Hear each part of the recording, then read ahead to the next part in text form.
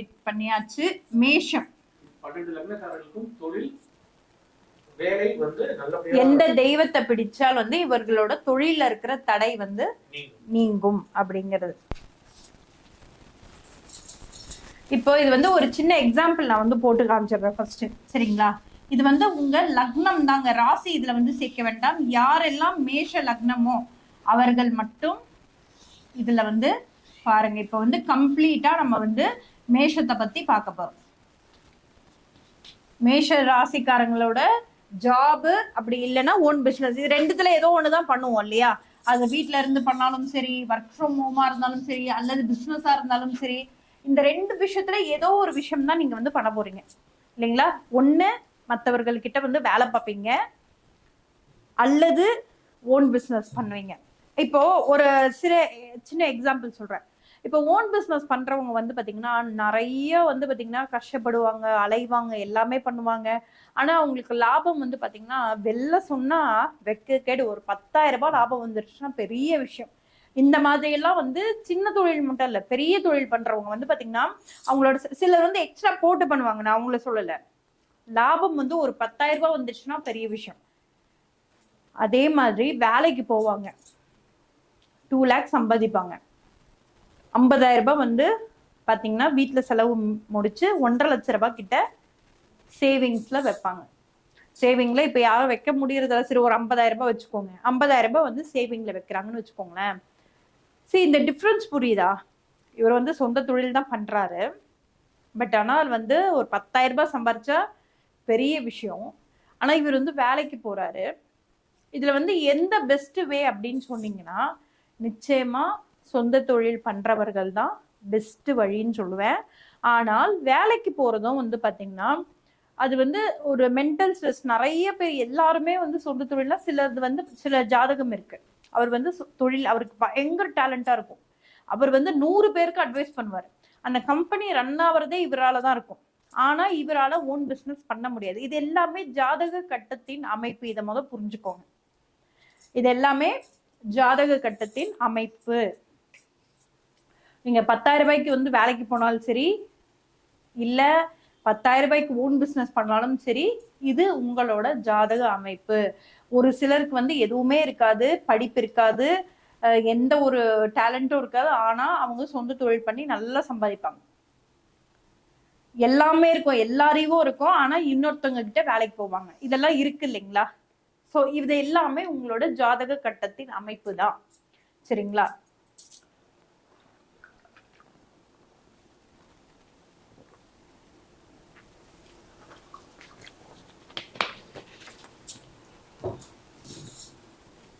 இப்போ இதுதான் வந்து உங்க லக்னம். நம்ம இப்ப யாருக்கு பாக்குறோம்? ஃபர்ஸ்ட் வந்து மேஷ லக்னத்துக்கு பாக்குறோம். கம்ப்ளீட்டா மேஷ லக்னம்.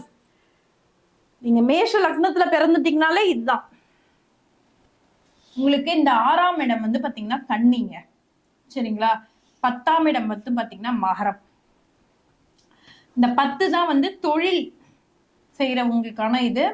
இந்த 6 தான் வந்து ஜாப், வேலை பார்க்கறவங்களுக்கான ஒரு எதுனா இந்த இதான். இப்போ இந்த மேஷ லக்னத்துக்காரங்களுக்கு இந்த 6ஆம் இடத்துல என்ன இருக்குன்னு பாத்துக்கோங்க, 10ஆம் இடத்துல என்ன இருக்குன்னு பாத்துக்கோங்க. இதுக்கேத்த மாதிரி தான் உங்களோட லைஃப் ஸ்டைல் வந்து மாறும். சரிங்களா?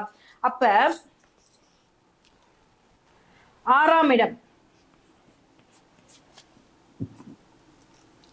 இவர்கள் எல்லாம் வந்து என்ன மாதிரி ஒர்க் போவாங்கன்னா, இந்த மேஷ லக்னத்துக்காரங்க என்ன மாதிரியான ஒர்க் போவாங்கன்னா, பெரிய பெரிய ஒரு ஆஃபீஸ்க்கு வந்து பாத்தீங்கன்னா இந்த accounts department, like IT file பண்றது, இந்த மாதிரியான ரொம்ப நம்பகமான அந்த கேஷ் வந்து ஹேண்டில் பண்றது, இது எல்லாமே வந்து இவர்கள் வந்து பண்ணலாம். வேலைன்னு பாத்தீங்கன்னா மேஷ லக்னத்துக்காரங்க பண்ணுவாங்க. அண்ட் ஜோதிடமா இருக்கட்டும், பப்ளிக் சர்வீசஸ் ஆகட்டும், இந்த மாதிரியான ஒரு செக்டார்ல வந்து இவர்கள் வந்து வேலைக்கு போவாங்க. மேஷ லக்னத்துக்காரங்க நிறைய பேர் வந்து பாத்தீங்கன்னா இந்த மொபைல் பிஎஸ்என்எல், அந்த மாதிரி ஏர்டெல், இந்த மாதிரி எல்லாம் இருந்தாலும் சரி, அதை சார்ந்த வேலைகள்லாம் நிறைய பேர் செய்யறவங்க வந்து பாத்தீங்கன்னா இந்த மேஷ லக்னத்துக்காரங்க. அண்ட் வந்து என்ன தொழில் இவர்கள் செய்வாங்க அப்படின்னா, இங்க பாருங்க 10ஆம் இடம், இது வந்து சனியோட வீடு.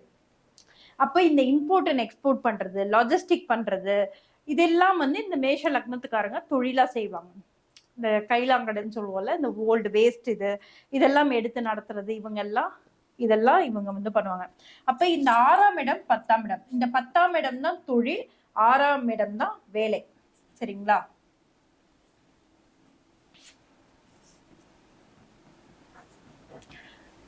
ஓகேங்களா? சோ இந்த மேஷ லக்னத்துக்காரர்கள் எந்த தெய்வத்தை வந்து வணங்கணும் அப்படிங்கறத நான் வந்து கொடுக்குறேன். இந்த தெய்வத்தை 48 நாள், சரிங்களா, உங்களுக்கு வேலையில பிரச்சனை இருக்குன்னா இந்த தெய்வத்தை வேண்டுங்க.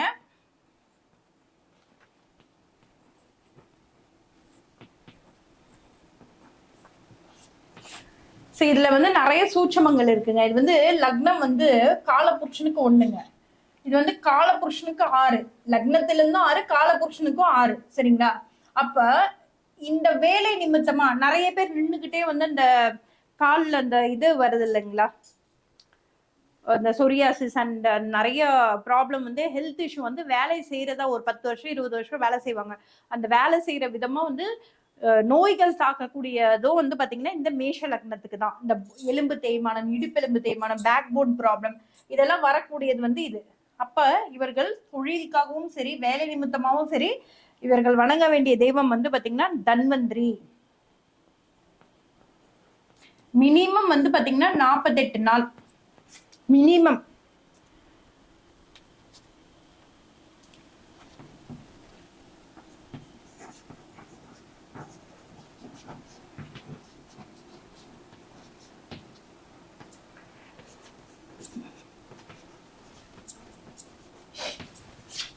ஓகேங்களா?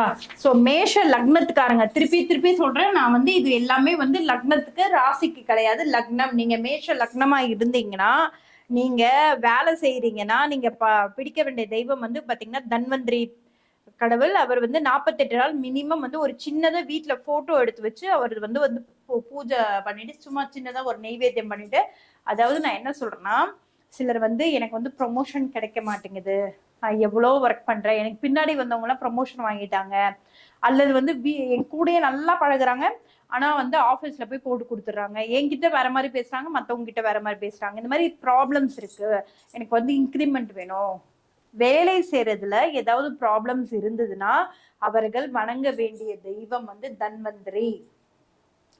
அவங்களோட சின்னதா ஒரு போட்டோ வச்சு 48 நாள் வீட்டுல பூஜை பண்ணிட்டு வாங்க. 100% வந்து நீங்க என்ன கேக்குறீங்களோ அது வந்து நடக்கும். நடக்காது அப்படின்னா அவர்களால இந்த 48 நாள் பூஜை பண்ண முடியாது. சரிங்களா? அடுத்து தொழில் பண்றேன், நான் தொழில் பண்றேங்க, நான் மேஷ லக்னத்துக்காரங்க தொழில் பண்றேன் அப்படின்னா நிச்சயமா நீங்க வணங்க வேண்டிய தெய்வம் வந்து சனீஸ்வரர் தான். சனீஸ்வரர் போட்டோ நீங்க வீட்டுல வைக்கலாம்.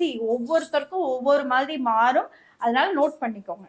அதனாலதான் சொல்றேன். இல்லைன்னா நீங்க வந்து கூகுள்ல ஏதோ ஒன்று அடிச்சு பார்த்துட்டு போயிட்டே இருக்கலாம் இல்லையா? இதெல்லாம் நீங்க கூகுள்ல தேடினாலும் கிடைக்காது, அது வேற விஷயம். சொல்றேன், சனீஸ்வரர் வந்து பாத்தீங்கன்னா நீங்க வந்து வீட்டு பக்கத்துல இருக்கிற சனீஸ்வரர் ஆலயம், அதுல 48 நாள் கண்டினியூவா.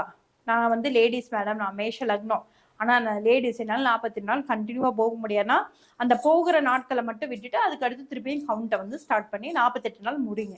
சரிங்களா? சிம்பிள். நோட் பண்ணிட்டீங்களா? அடுத்து போயிடலாமா? ரிஷபம் போயிடலாமா? இதுல ஏதாவது டவுட்ஸ் இருந்தா கேளுங்க, அடுத்து ரிஷபம் போயிடலாம்.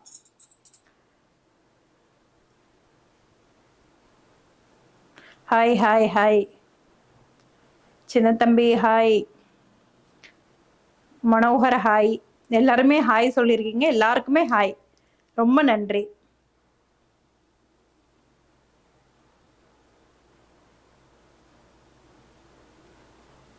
ஐம் கும்பராசி, please tell me.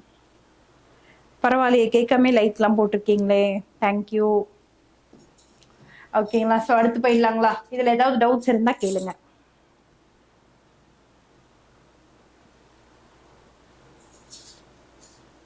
Sixth places for debit problem.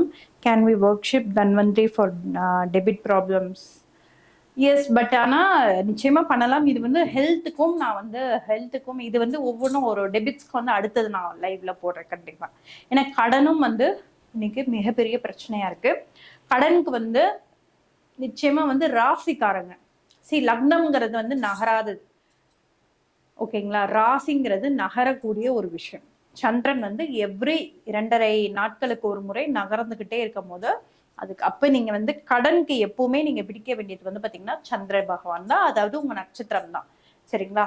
So அது நான் இன்னொரு நாள் போடுறேன். அது 27 நட்சத்திரத்துக்கு வந்து கடனோட இது வந்து எது அடையறதுக்கான ஸ்தலம் நான் போடுறேன். சோ இதை எடுத்து நோட் பண்ணிக்கோங்க.